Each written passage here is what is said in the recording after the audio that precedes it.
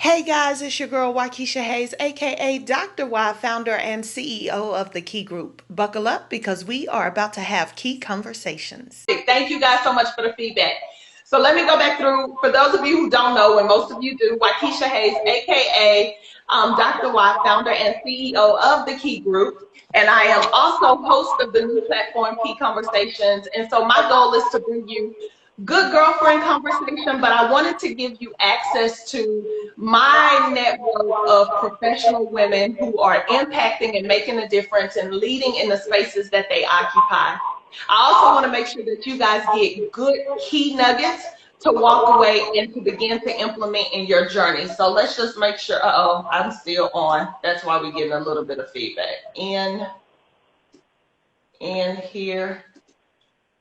So with that being said, without further ado, I am going to introduce Juanita. Hey, Juanita Hines. Hi, how's everyone doing today? Yes. So there is none. Perfect. Thank you guys. Okay, so Juanita, I was excited. I thought about you because I know that you do a lot of work. You are and I love your title, career optimization specialist. And she's going to break that down. But I was thinking about you as we were sitting down. First, we were going through this entire COVID social distancing, bit. Our jobs moved from on site to literally remote in a matter of seconds. And then we're thinking, okay, a month. Then a month turned into another month, and then another month.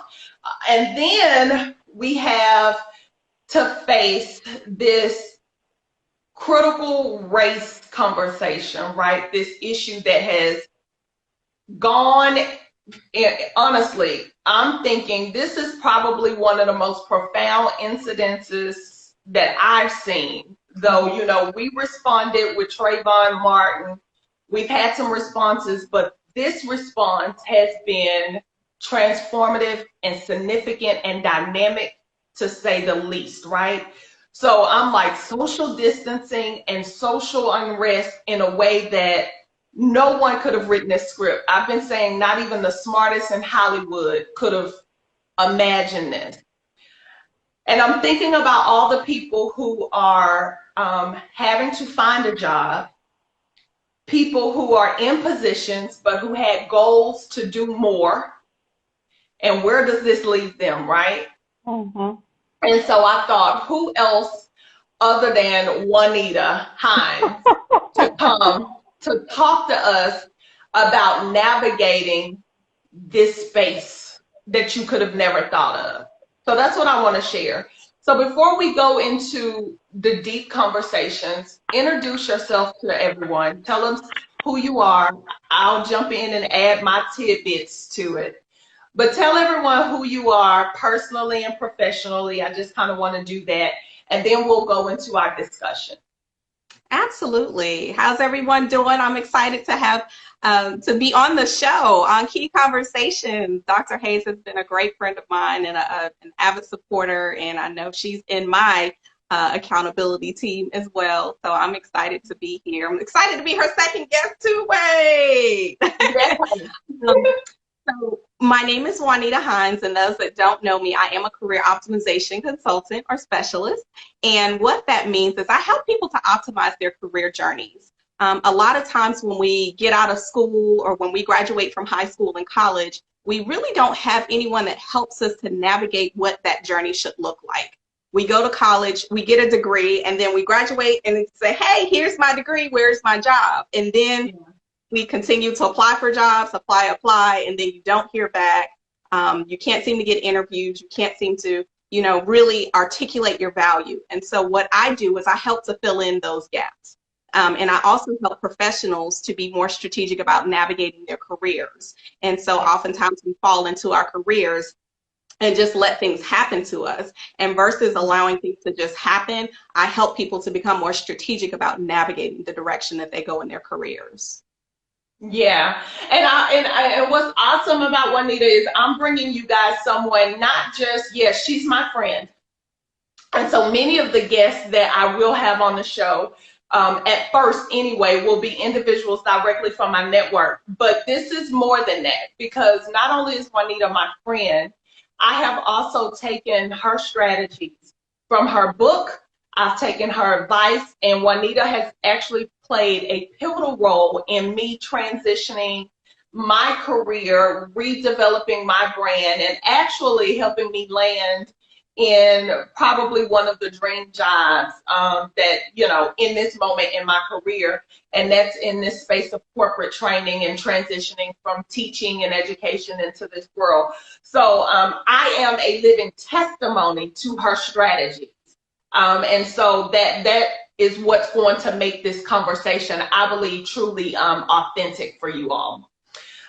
So Juanita, Yes. you talk a lot about early career professionals, but you also work with professionals in general. And I want to go back to before you really began to focus on career optimization and working directly with individuals. When I first met you, you were what I call, I was like, first of all, for those of you who don't know, we live in the same neighborhood, but I remember passing this house thinking, what is she doing in that big old house by herself?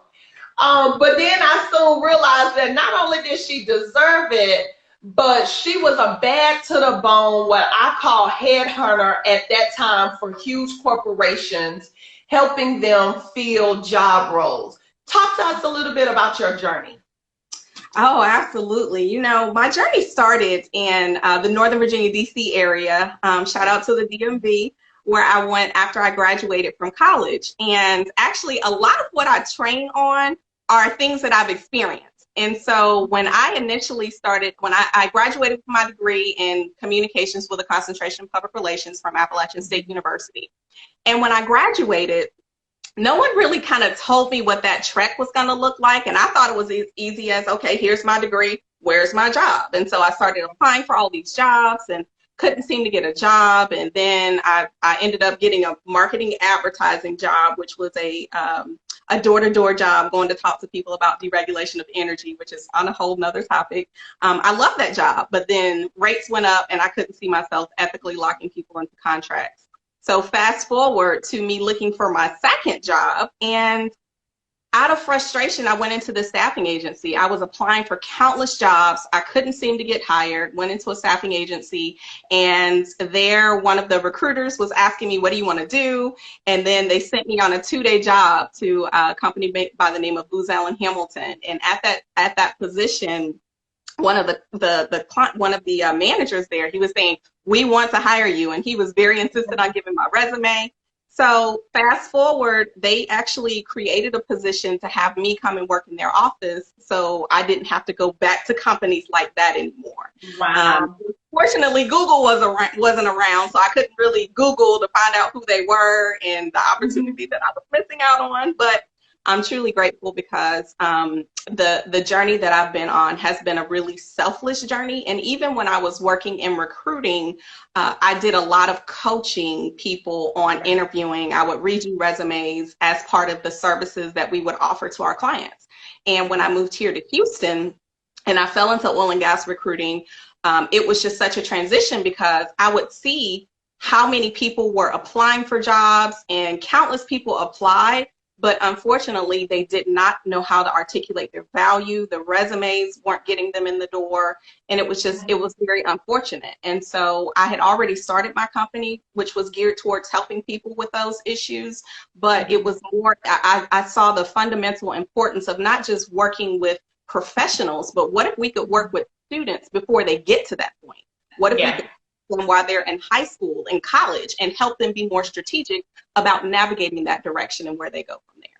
Yeah, I think that's powerful. And so some years ago, I think as you were beginning to transition into focusing on students was right around the time we were hosting the Power Up Institute on the campus of University of Houston is where we hosted it. And it was a week of brand building and teaching a lot of entrepreneurial business skills to teens in middle and high schools, and you served as our guest.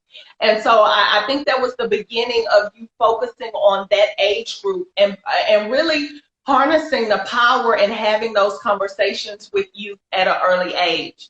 But you're right. So not only is learning how to articulate your value important for early career young students, but it's also a lesson that as a professional who is early career, mid-career, that this conversation is truly important. I've seen lots of women, I want to do something, I want more. Well, what is it that you want? What is it that you're desiring? So, okay, you want a promotion. Well, what is it that you want to do? And it's difficult for many to articulate their value, their brand, their desires, their expectations in a way that translates for people to say, oh, you know what, I need her on the team. And so, yeah, I think that what you're doing is extremely important, but even more so, it's important during these times when the rest of the world is chaotic, right? So I also want to focus in a bit on you starting your company. Okay. Because from a leadership standpoint, you are serving in this entrepreneurial space, which is not an easy space to operate in, but you are leading your own business. And I tell people often that when you decide to step out on faith and start your own business, whether you are a solopreneur or not, you are now the leader of an organization. Yeah. And your organization is your business, whether it's just you, maybe you and one other person, you and some contract workers from time to time, but you are now the leader of your own organization. And there are some fundamental skills that you have to have with that. Talk to me a little bit about your entrepreneurial journey, how that got started, and how important it is for Black women specifically in this space as we support each other and navigate through. How has that been for you along the way? It's been, it has been a journey, as an entrepreneur. And I will say, when you start a business, it is definitely more strategic. Sometimes people want to use that hashtag boss. Come on, boss lady. And, they sometimes don't understand the ramifications that go with that. And the fact that if you don't work, you don't eat, And Waukesha talks about the house, but the house comes with a mortgage. Mortgage comes with bills and responsibility. So, I think that has been one of the most important things for me. And let me turn this light on. Is that better? The important things for me is definitely, one, the intentionality about your brand. And so for me, my brand is one of the things I always tell people is your brand is what people say about you when you're not in the room. Oh, that's good.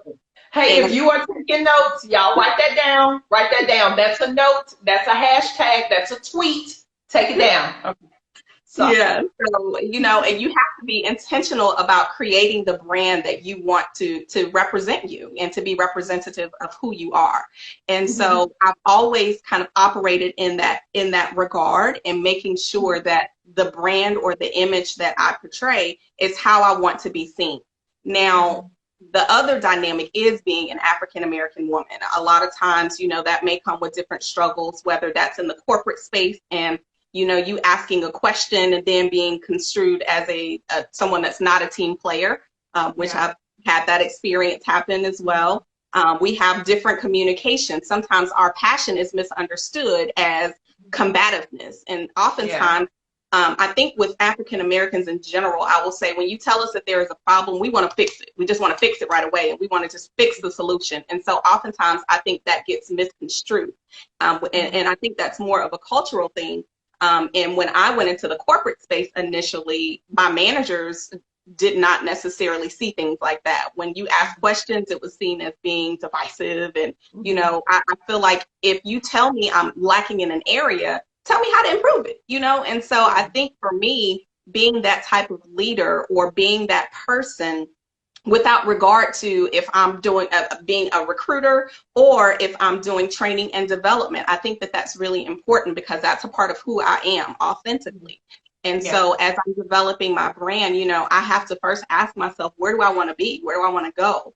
And how impactful could this be for me? And for me, it's extremely impactful because people can, you know, when I go into some of these companies or organizations, especially schools, high school students, they will Google you and they will Yeah. say, "Oh, Miss Hines, oh, is this you right here?" Yeah. You know, Yeah. and so it's Yeah. important that we are intentional in making sure that the person that we are on and offline aligns with who we want to be and how we want to be seen. So, and then you asked about the perspective as a woman or as a Black woman. I think it's important to be able to have diverse opinions and people across the table. Studies have actually proven that companies that are more diverse and that have more diverse boards are more successful.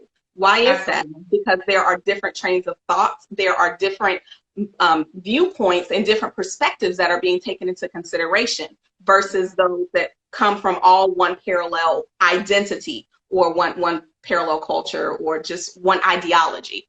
Yeah. And so I think it's really important that you have diverse thoughts.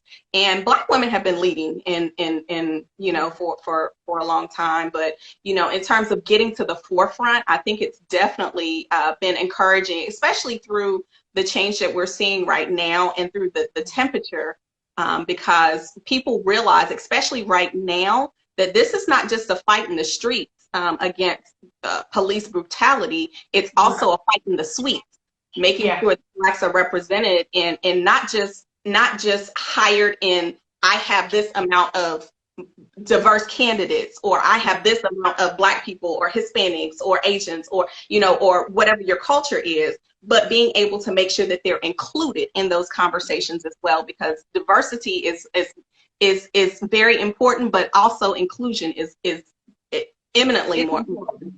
And I think when we talk about leadership, and I think as we also talk about preparing professionals for their jobs, their careers, for their next level, for their next promotions, our role as leaders, those that serve in leadership positions, those positions are valuable for a reason. And so I actually had one of my allies, one of my friends, call me the other day, and she said, I need you to break down systemic racism as you see it, as your community sees it. And it was a very bold question, but one that I respected so much. And so we're going to get into that. And so I want to kind of mix that conversation a little bit with this. So when we talk about brand development at the start, and I know people pay you a lot of money, but thank you for joining my community and giving us just a snippet. But as we talk about brand development, I'm a new professional, I'm an early career professional, or I'm straight out of college, and I come to Juanita as this African-American woman, as this woman who, you know, my confidence may be shot a little bit because I've had those, oh, you're too this, you're too that. Talk to me about one or two things that you do immediately to help individuals identify what their brand message is. And it's particularly important right now. That's a difficult thing to accomplish when there isn't noise. But when there's lots of noise and we are still trying to navigate with everything that we're going through now, people trying to figure out what their purpose is. How do I translate that into what is my brand before I go out and try to secure a new job or a promotion? I think that's a really great question.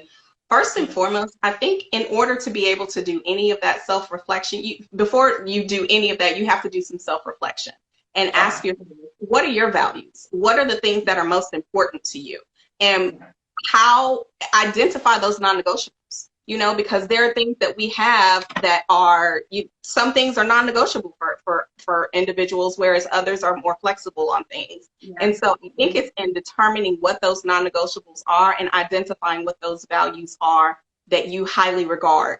Because right now, and you ask about what about people that are job searching, well, you can see a lot about what corporations and companies are thinking. There are a lot of people who have stood up and have taken an active and a very affirmative stance. And they have, they have actually said, Jeff Bezos, I really respect him because he had someone that messaged him a very nasty tweet on Twitter. And said, the Black Lives Matter, all lives matter. Well, here's the thing you don't understand. All lives can't matter until Black lives actually matter. We don't have to tell you that white lives matter. We don't have to tell you that Hispanic lives matter or that cop lives matter, because we understand that there has been a history of, if you do something against a police officer, you get locked up and there is justice served, right? But with Black lives, the whole reason that the Black Lives Matter movement has even started is because we want you to understand that Black lives do matter just as much as everyone else's lives. And a lot of times the narratives get shifted. And so that's why I said you have to understand what your motives are. They start, Colin Kaepernick started with kneeling. And, it was said, oh, he's disrespecting the flag. And then it became this big whole debate about the flag and standing up for the flag. That was, It's never about the flag. This is all about social justice. We are advocating for people of color that are being abused and that are being facing police brutality. We don't want to be the next hashtag, is what we're saying. And so, and identifying that, we have to understand what the values are of the companies and organizations that we're looking at. And we also have to understand what our values are, because if I'm someone, I can want to be successful all day long, but if a company is not willing to stand up and say, you know what, this is an important movement, and not only is this an important movement for Black people, I can understand. I saw a sign that said, I will never understand what you go through, but I will stand with you. Okay? Because they can't understand what it is to wear the skin and what it is to have to worry about your loved ones coming home and whether they will be, murdered in the street because of the color of their skin, or because they're big, or because even people that have mental challenges and can't communicate those things, but they can actually stand with us. It takes more of a unified voice to be able to create change. Yeah. And I think right now, if you're in that job market space, this is an opportunity, identifying your values, sitting down, and it is in these moments that defining what is important and critical to you is necessary. And for a long time, we operated because we didn't want to be retaliated, or we knew we needed the check, the coins, the money was important. We knew that it didn't matter what we say, this was just how it was going to be, right? We had all those things that kept us from really. You can be Black, but you can't be too Black. You can't be too Black, that's it. But I think now is a time, if there is no other time, where we are realizing that to identify our values and our goals, and knowing that when we go into these spaces to either interview for a job, or go into these spaces to start a career, or to be promoted, or to look for upper level opportunities in the spaces that we in, we can do so now more confidently, standing on the values that we determine. Absolutely. Absolutely. And that's what this message is about. So Juanita just gave us the first tip, which is identifying your values. I always tell people too that if you don't identify who you are and what your purpose is, you give people permission to identify who you are and what your purpose is. You give people permission to create your values for you. Yeah. And if we don't learn anything else right now during this time of social unrest, in this opportunity to fight, it is we actually have the power to create our own norms, our own values, our own identities. So that's the first thing Juanita said. Juanita, let's go back. So you've helped somebody, you've talked about brand development, you've created what your values are, you're starting to look at organizations now and seeing if your values align with their values in deeds and in actions, like not just pretty mission statements. Like how would you tell someone, what are some things that individuals can do to see if organizations really align with their value system? Your values will be demonstrated by the things that you do on a day-to-day basis. You know, you can usually look at someone's leadership and determine how they feel about diversity and inclusion. You know, if all of the people in senior management are of one race, one gender, one ethnicity, you know what they value, you know, and then people get surprised when they don't get promoted or they get pigeonholed and they're in those companies and they're like, well, why is no one getting? Then they go on places like Glassdoor and they see, oh, diversity is horrible at this company, and they don't necessarily take that as word, you know, like, oh, I really feel like it's a good company. Yeah, on name recognition alone, but are their values truly aligned with what they say? There are companies like Ben and Jerry's, I would say, stood out for me. I looked at their statement the other day. I don't know if you saw it, but I was like, whoa, okay, they made a statement, right? And I think it's important to know where organizations stand on things of importance, because it's not just about the money. It's also about your employees. And one of the things I tell people is it's important that we do this, because the only thing that we do more than work as adults is sleep. And half of us don't even get to do that as much, right? We don't do what we need to do to take care of ourselves. Yeah, so it's important that we identify those values, but then also look at what the companies are doing, because it will show in the things that they're doing in the community and their give backs, and you know, in taking a stand when everyone else is not, takes courage, right? It takes courage to understand and to empathize with someone else's perspective, especially an experience that's not my own, you know, and empathy. And if your leadership can't do that, and if you are a leader that can't look at the perspective of what your people are going through and the challenges that they're facing every day, I would ask, how effective of a leader are you? Because your leadership will be a reflection, your employees will be a direct reflection of the leaders that you are.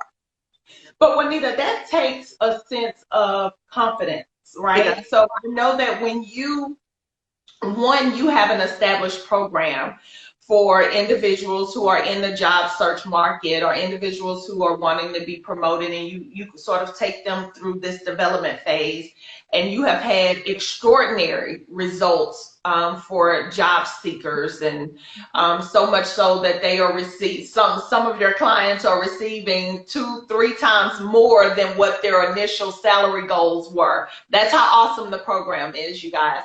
But in that same vein, I think it takes a level of confidence for an individual to understand that not only are they being interviewed, they are also interviewing.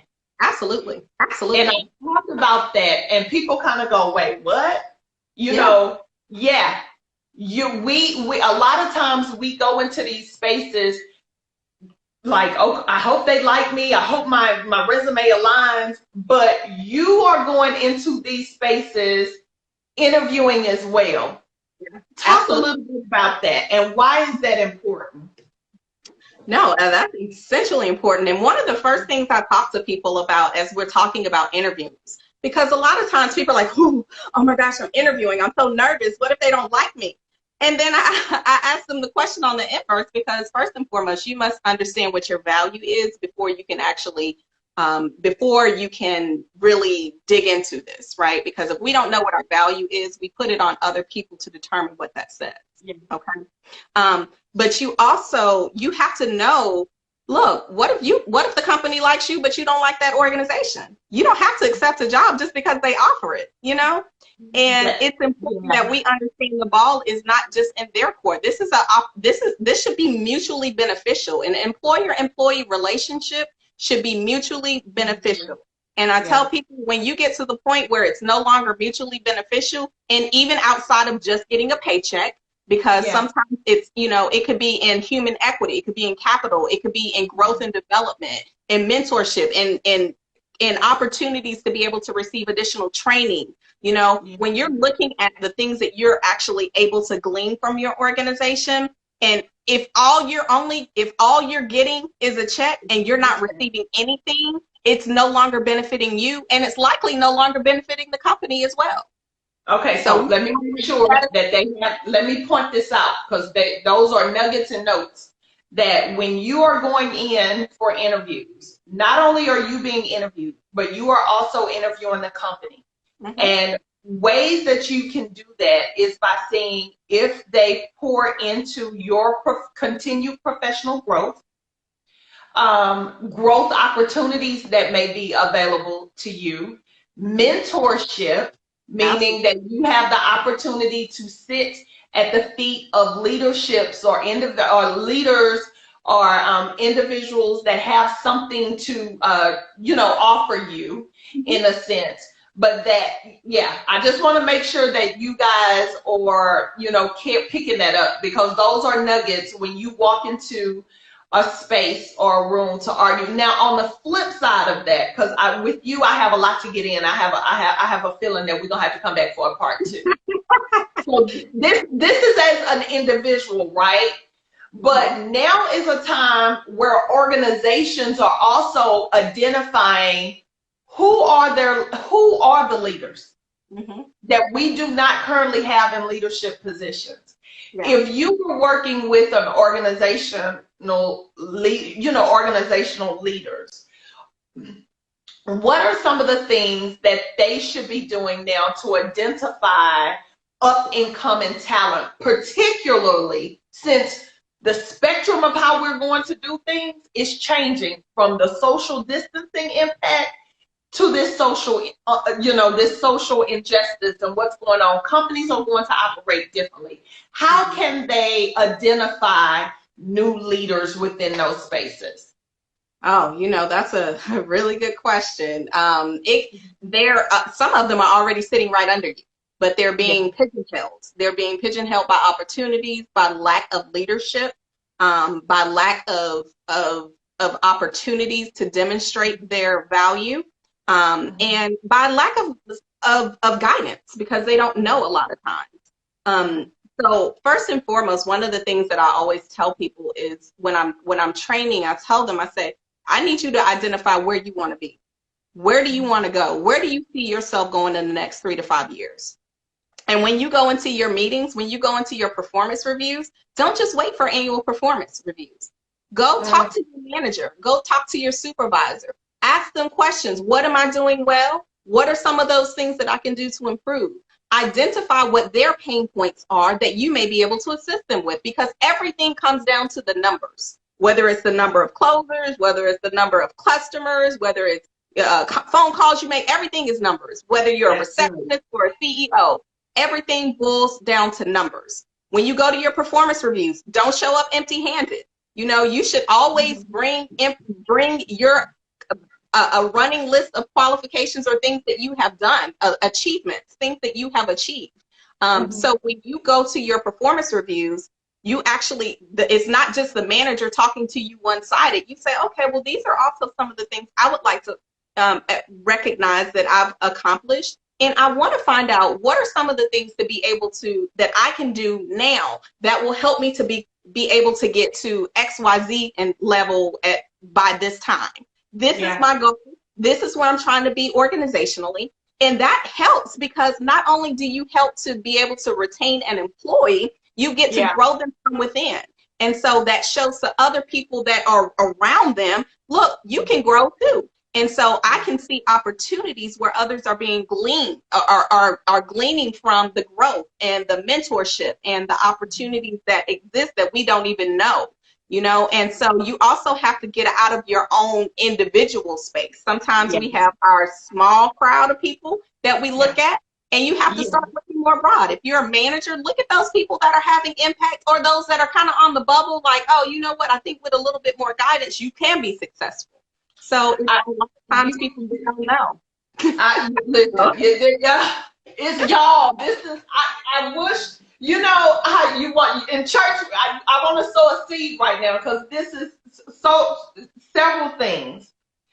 So of course you got, so my message is definitely about diversity and inclusion, tolerance, equitability. within spaces, right? It's also about developing women leaders and so forth. And we talked a little bit about the importance of inclusion and why that's inclusion, bringing different voices to the table.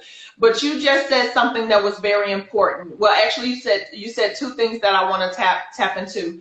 The first being that if you want growth and you are an individual who's seeking next level opportunities, or if you are a leader in a company looking to continue to develop the organization as a whole and do what's best for the organization, around this discussion of diversity, inclusion, equitability, and tolerance, is in order to truly accomplish that, you have to do, you just did this with your hand, you have to go outside of our small circle of influence. And that is honestly the foundation when we talk about systemic racism and systemic issues that impact us as individuals and as an organization.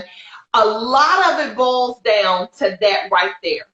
Understanding that we tend to stay within our comfort zone spaces or within our direct social networks. So if there's never a leader that looks like me in the boardroom or in the room where the resumes are being reviewed, then the odds of someone connecting with me and understanding who I am is slim to none, because I don't ever move out of this space. I go to what I know in this space. Exactly. Greatness usually happens outside of that space. So that was a powerful piece that you said that I really want us to focus in. And so again, if you are job searching or if you're looking for your next level, you have to go outside of your comfort zone, outside of your space, right? And if you are an organization looking for greatness, you have to go outside of your space.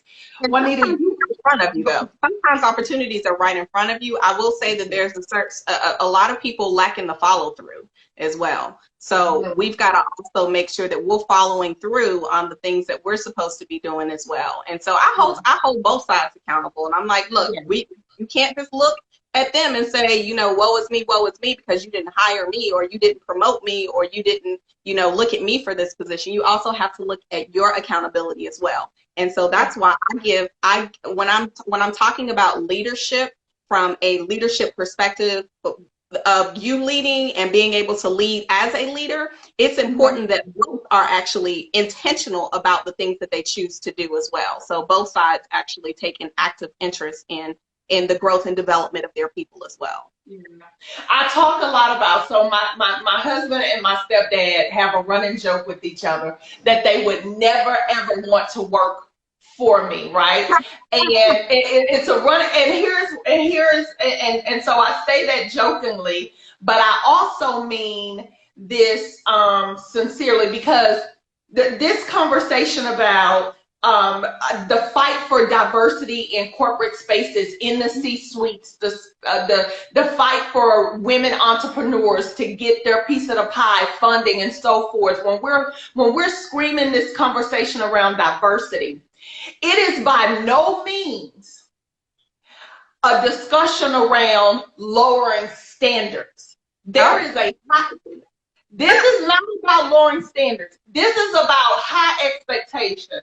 So I always tell people that when you are seeking it, that woe is me mentality is not going to get you anywhere. That just because I'm a sister or just because I'm an African American, no, I expect you to come to the table 10 times harder, 10 times more.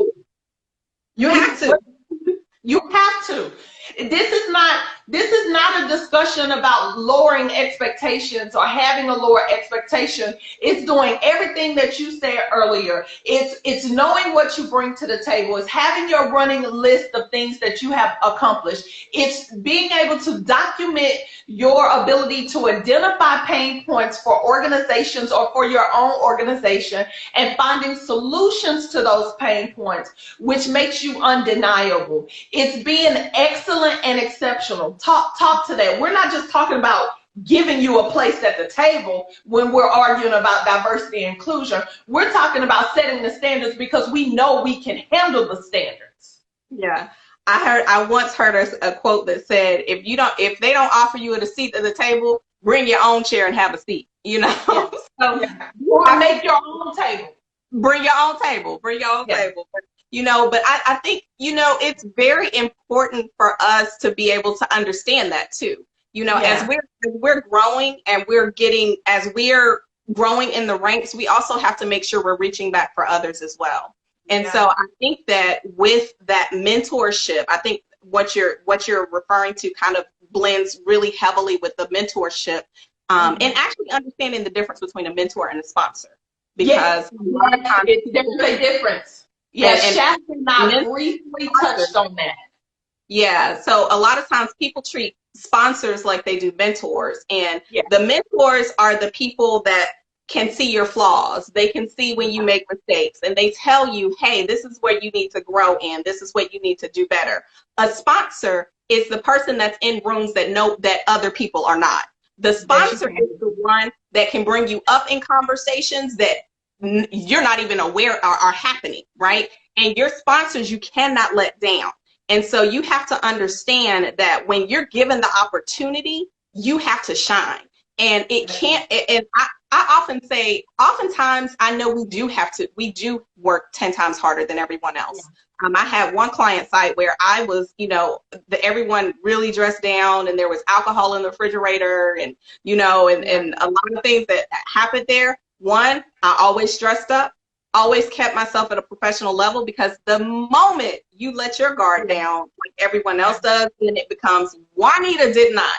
That part, you know, and we're held to a higher level of standards, not just as women, but I think as African Americans in general, which is why when some athletes even, they may make a mistake, and their mistakes continue to be hard time for African Americans. But then someone else makes a mistake, and it's like, okay, you know what, get over it. It happened, it's over, it's done with. I told you I apologize. Was that not the end of it? Wait, why was this talking about? I.e., just shut up and dribble the ball, versus i.e., oh, he's a good person. The standards are different, and that's something that I think also we are building the confidence to be able to point those things out now. I think this is the time where we are going to get over the hump, where we're not really navigating these spaces in fear of retaliation. The fear, I think we're shrinking that notion. We're shrinking that idea, and we're fine. This time period has given us a confidence that we've not had in the workplace, or even in the space where we occupy as entrepreneurs, right? So yeah, I just really wanted to hone in on the importance of standards and being exceptional and excellence in what we do. That we're not just fighting to come to the table, we're fighting to be at the table because we are excellent. Because I think this atmosphere has opened the door for a lot of conversations that have needed to happen for a long time that have not happened. You know, because then we, you know, for a long time when people would say, well, you know, there's affirmative action, so Black people are hired.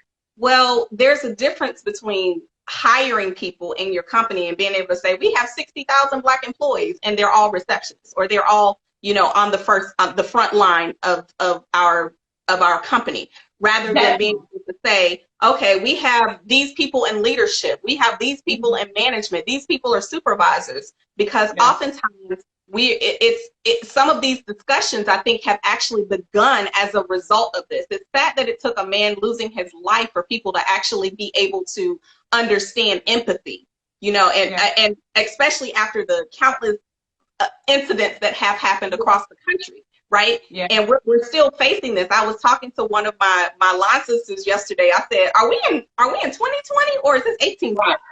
Right? Because why are we having these conversations that we were having all these centuries ago, and we're still at the same place, you know, because, and I think one of the reasons that is our narrative continues to get changed. And every time the movement starts, we start, like even the civil rights struggle, we started in civil rights, and it was all about, you know, getting equity for Blacks, getting equity. And we were making progress until it turned into a women's matter movement. And then the Yeah. women's movement kind of separated us, and it was like women and men, and then blacks. Oh, we black, but we women, but we, you know. And same thing, Colin Kaepernick. Colin Kaepernick kneeled, and the narrative was changed, and he said, no, well, now we're talking about the flag, and now we're talking about, you know, and then we've had countless other murders that have happened, you know, that people have not been held accountable for to this day. But, you know, we are still facing a lot of those things. But I think the George Floyd murder was so prominent. Like, you can't just look at it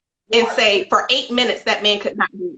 No, I think it was. I think it was a perfect storm, because we're talking about George Floyd, but it came on the backs of Amy, Karen in the park, right? And then you wake up the very next morning, and you have this very drastic, this very,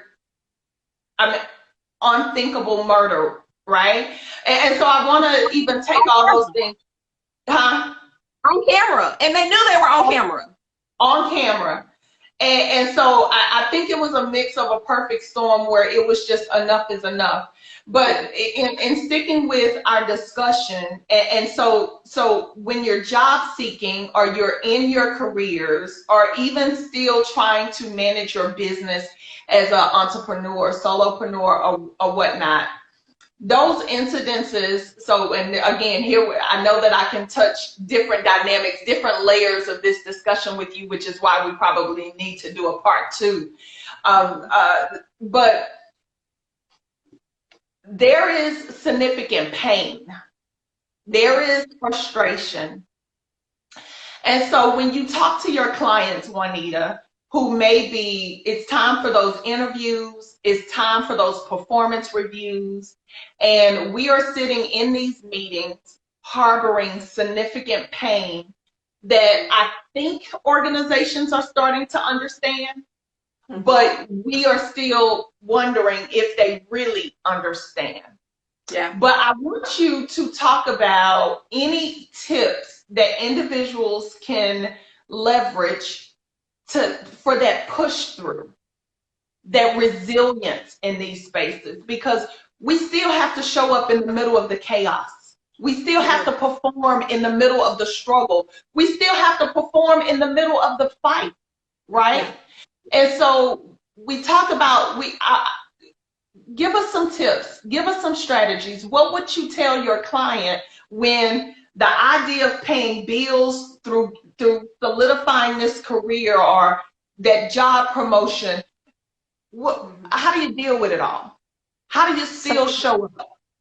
So I think that's a very valid question, very valid point as well, because we still have to show up. We can't just, you know, just protest and then just say, I'm not going to go to work. I'm just not going to, you know, like I said, this is not just a fight in the streets, it's a fight in the suites as well. So we can do that by showing up and by getting active in our employee resource groups. A lot of times, we as African Americans, we are, I have been out to speak to a number of Black employee resource groups. And when I've gone there, oftentimes, more than half the room is never Black, you know, and it's interesting because, you know, the organization has brought me in to talk about this information and this knowledge that can really help them to elevate their careers to the next level or to grow their careers.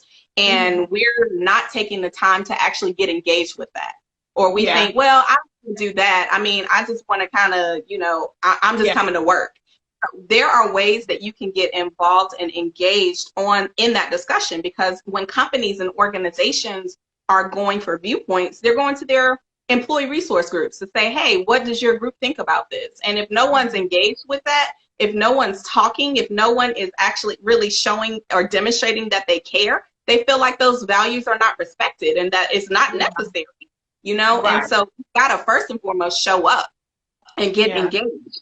What are some of the other things we can do? Like I said, you know, have intentional conversations around some of these topics, you know, because I think a lot of it people just don't understand. When we say systemic racism, a lot of times they think, oh, I hired you. Well, you're here. Yeah. But that just because you're hired doesn't mean that you necessarily respect someone, and just because they're there doesn't mean that you've included them within the discussions. And so I think that it's important to make sure that you're on the forefront of opportunities, and it starts with what you can do.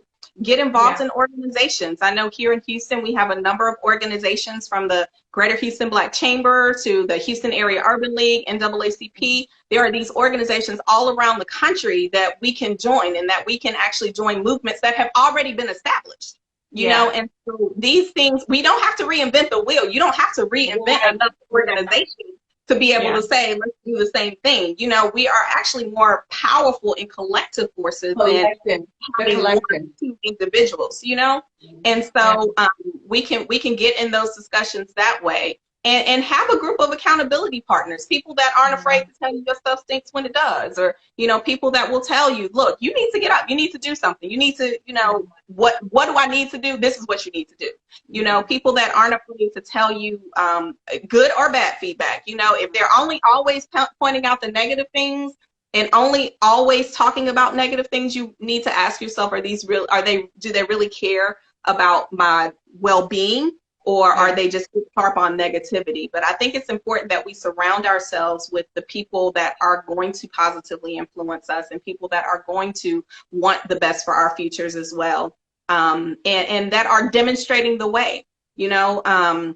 And so those are probably some of the first things that I would do, but it starts with taking that first step. The hardest thing to do is to take that first step. Sometimes we're lost and we don't know where to start. So you can start by researching to see if your company has a Black employee resource group, or to see if there is a minority. Sometimes they fall under minority employee resource groups and things like that.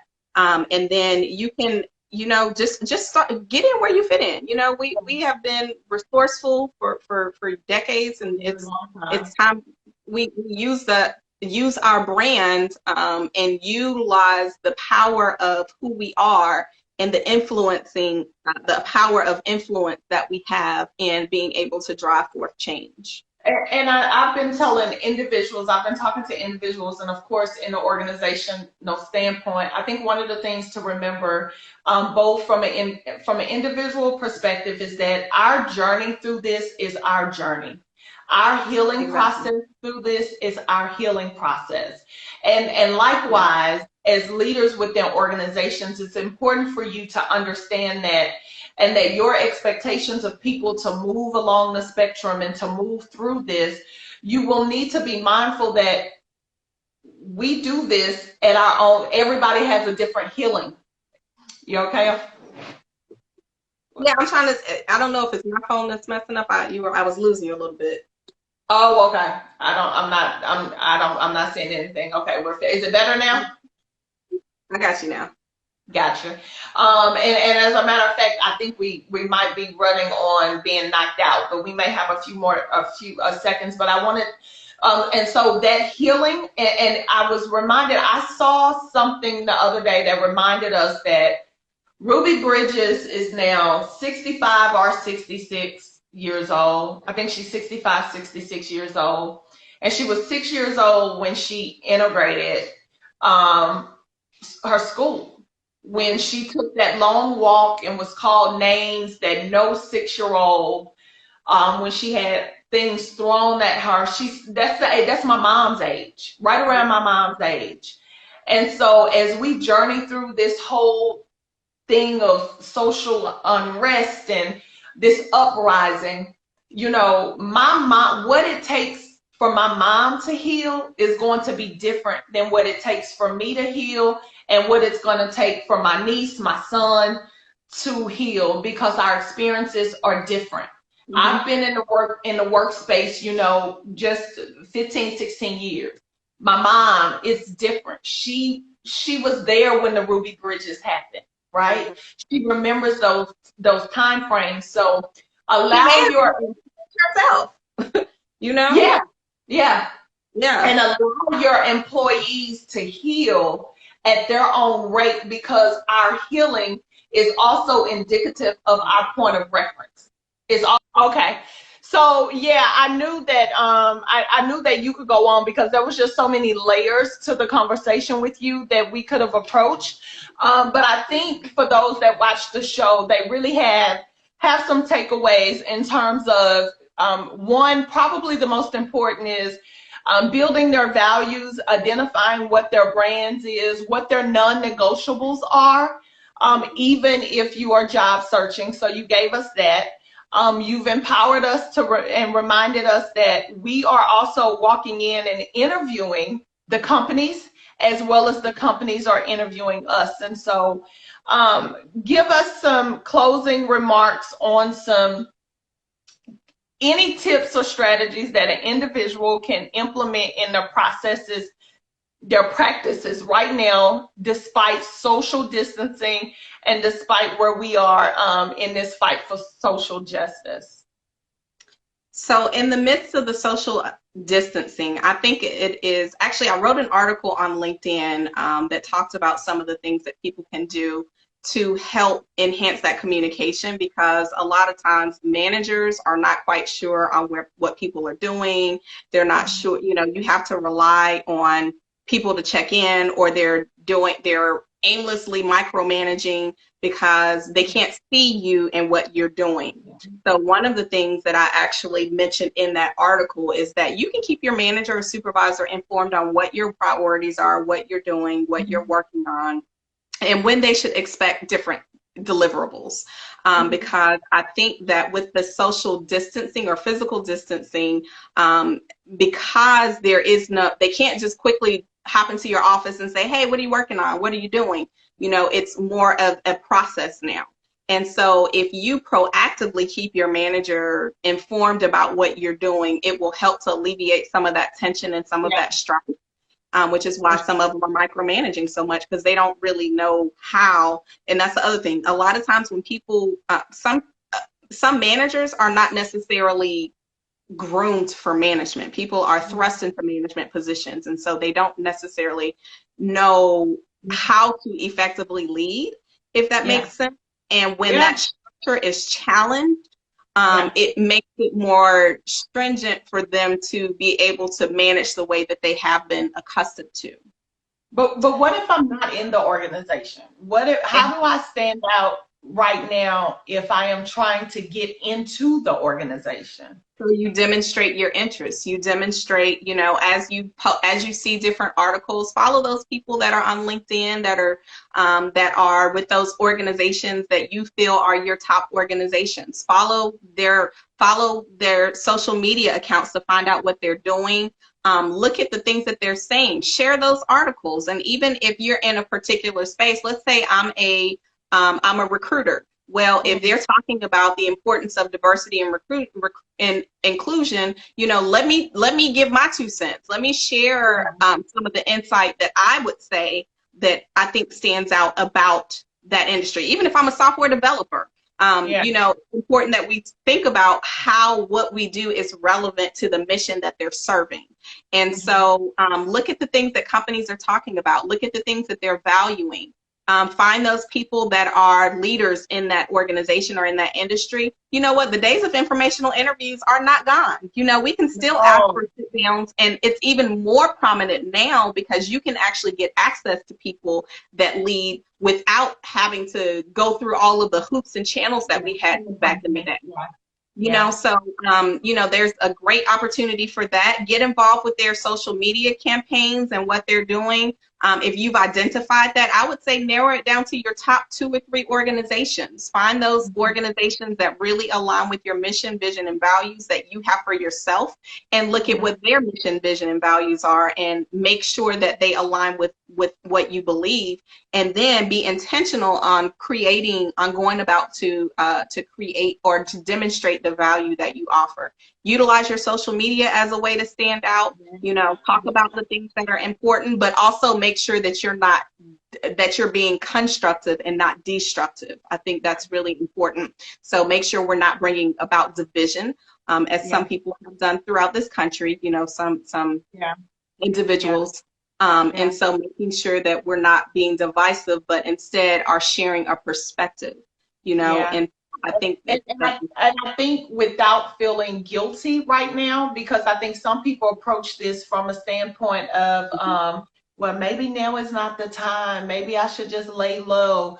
But no, this is the time, much like the energy across the globe, this is the time to stand up in every aspect of our life, including our careers.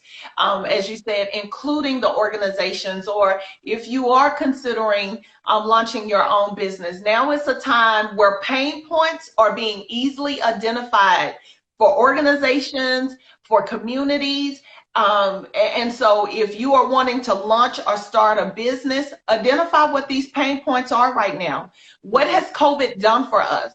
What is this social, what is this what has the environment shifted to as it relates to this social justice and social injustices, and where can I fit in to provide solutions? Likewise, if you are already a part of the organization, or a part of an organization in some sort, identify those pain points. But now is just a great time, because organizations are going to be launching initiatives. And so identifying what those initiatives are, and if they align with your values, as you said, engage on social media. Those are opportunities for you to stand out during this COVID time, this social distancing and social unrest. Is there anything else that, just to close out on, that a burning thought?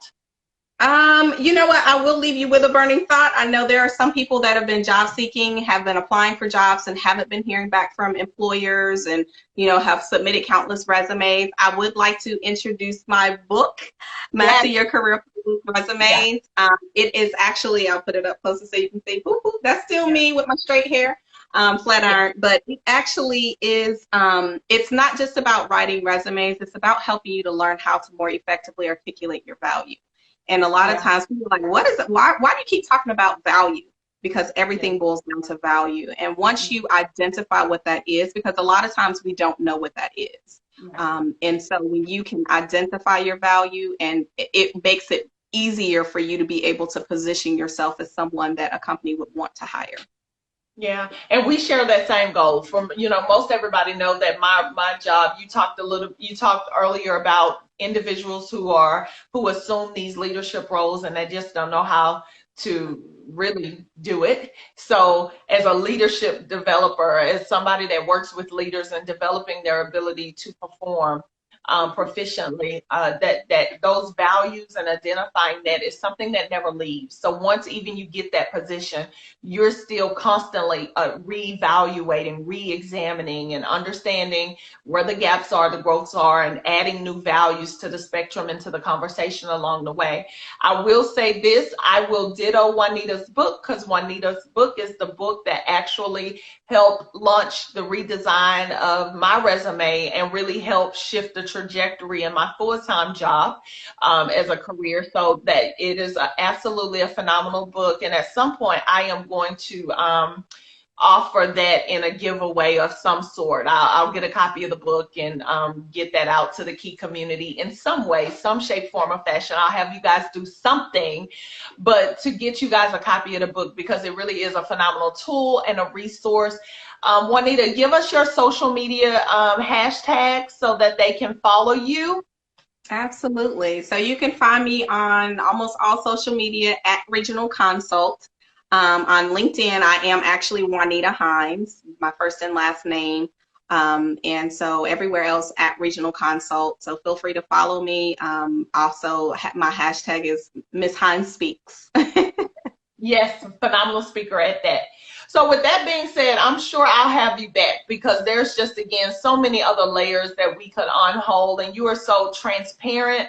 And it just works. You speak well, and I know that what you're saying is not just some stuff that you've read off the internet. This is what you live, breathe, practice, and you have proven results. So I appreciate that. Thank you for the Key Conversation. And again, for those of you who don't know, this is Waukesha Hayes, aka Dr. Y, founder and CEO of the Key Group and host of Key Conversations. You can find me here on Instagram Just if you're not following me, I need you to tap that follow button. But you can also follow me on Facebook at Waukesha Hayes, Twitter at Waukesha Hayes, YouTube. This video will be up probably tomorrow sometime, in addition to the other one on YouTube. And I think that's it. That's it. So good conversation, Juanita. I appreciate you so much. Thank you guys for joining, and we'll chat with you guys soon. Bye. Thank you for having me. I You're will welcome. seeing you and being on the show. Absolutely. I appreciate it, Juanita. Thank you.